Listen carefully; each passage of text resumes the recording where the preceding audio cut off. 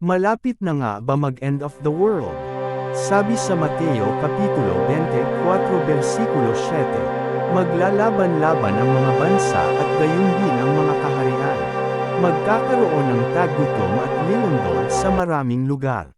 Ang mga pangyayari ngayon ay isa sa mga nakasulat sa propesya, sa mga natitirang oras, o araw o taon mo dito sa mundo.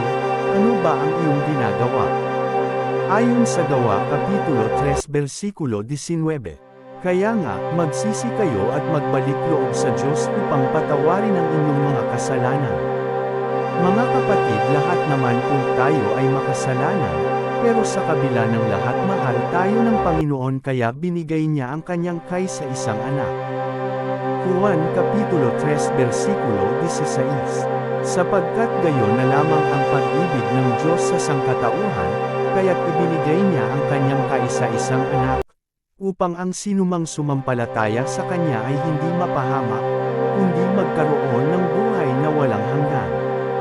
Paniti, mga kapatid, tinubos na ni Jesus ang ating mga kasalanan, ikaw na lang ang hinihintay niya, kilalanin at tanggapin mo lang siya bilang Panginoon at tagapagligtas.